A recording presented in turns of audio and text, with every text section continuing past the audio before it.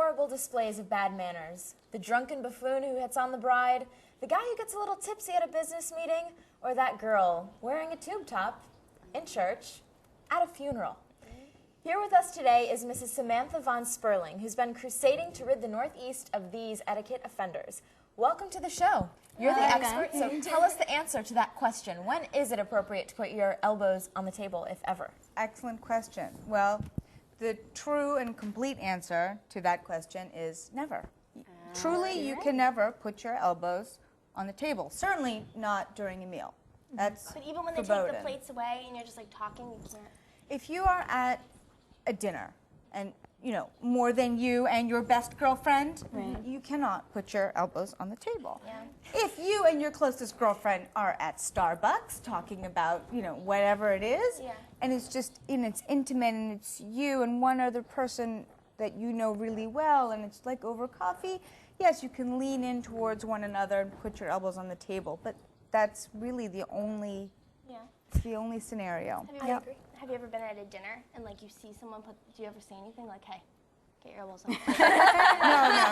Because that wouldn't be proper either. Remember, the first rule of etiquette, ladies, is to always make other people feel comfortable. So I would never say anything to anybody unless they, you know, they asked me to tell them. Now, I heard someone say that they thought etiquette was not as nice as it seems to be. They said that it's a way of enforcing snobbery. And I said, no, it's a way of showing respect and humility. What would you say to someone who held a viewpoint like that? You are 100% correct. One of the most common viewpoints of etiquette that I encounter, a misconception really, is that etiquette is a form of elitism or it's snobbish.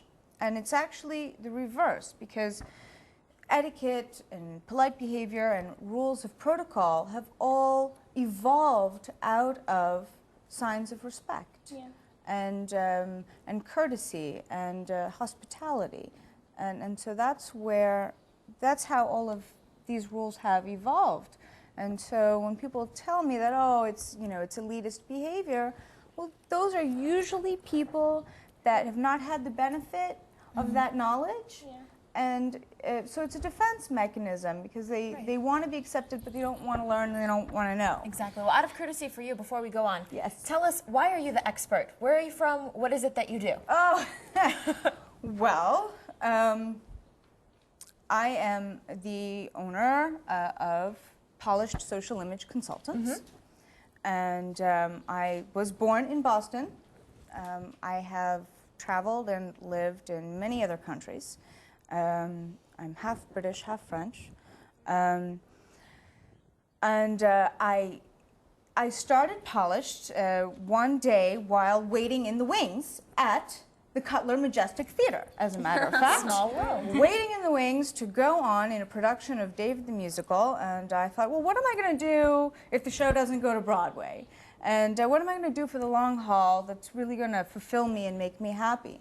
So I took out a piece of paper and I started writing down everything that I had been trained to do professionally and all of my skill sets. And when I took a look at the list as a whole, I realized that there was an umbrella there that I felt that there was a need for that didn't currently exist. And so I wanted to create something that would provide services to refine people's identity, both aesthetically and socially. And I do this for private clients and for companies as well. So it's one part packaging, if you will, and another part interaction skills. What is the main problem that you come across with clients? What is the main thing that maybe they've been trained to do that isn't correct, or that you sort of have to teach them out of? That's an interesting question. There's really no main problem. Usually when clients come to me, it's because they want my help. And so sometimes it's a la carte, sometimes they just want table etiquette, sometimes they just want international business etiquette for the Middle East, let's say. Sometimes they want a new wardrobe, sometimes they want a new social calendar, sometimes they want a new bachelor pad, sometimes they want, tango lessons. And sometimes it's a complete transformation, a long-term process rather than an event. So it's everything from one's wardrobe to really transforming every aspect of their life. So how do you feel that the women's movement affected etiquette? Do you feel that it destroyed any part of etiquette with the holding the doors, carrying women's bags, anything like that? Interesting question. That's a good one. Here's where I get really politically incorrect. Okay. You can say anything you want on this show. I don't feel that the women's movement damaged etiquette. I do believe it damaged chivalry. Good distinction.